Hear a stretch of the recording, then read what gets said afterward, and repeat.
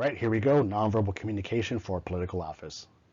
An example of political office is running for the state assembly, where you're going to be in situations where you're speaking to people in person and also having speeches and presentations broadcast online. And there could also be a combination of both mediums used.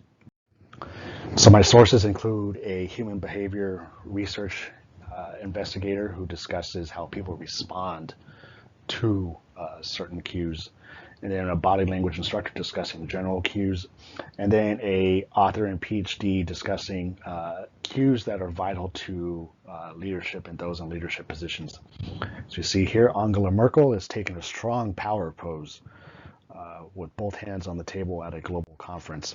And these power poses are important for political leaders.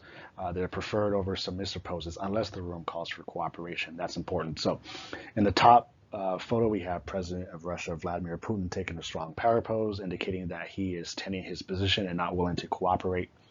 Whereas in the photo below, you have the late Senator John McCain, President Barack Obama, and Rahm Emanuel showing deference and respect for each other, and they're all avoiding power poses and taking more submissive stances to show that they were willing to work together. You also want to avoid lying cues. Politicians have a hard time generating trust. So instead of making it harder for yourself, you want to do the least to lose the trust of the people. As soon as you touch your face, you're indicating that you're either perplexed or that you're being dishonest. You also want to use your hands to make a point and not a scene, keeping your hands deliberate movements.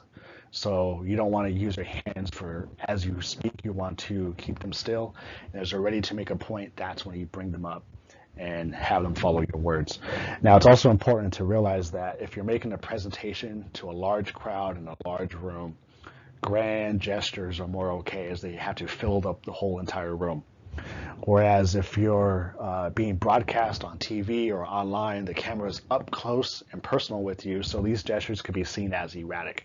So you also want to be mindful of the medium in which you're speaking.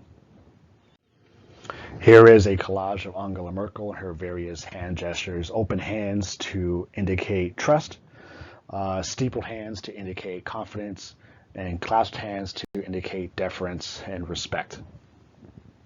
Also, as a public servant, you want your body language to mirror the people you represent. So in cases and times of disasters and crises, such as Ronald Reagan speaking after the Challenger disaster and President Kennedy speaking after the missile crisis, you want to indicate a somber tone to generate empathy and understanding, at least signaling that to the people that you're speaking to.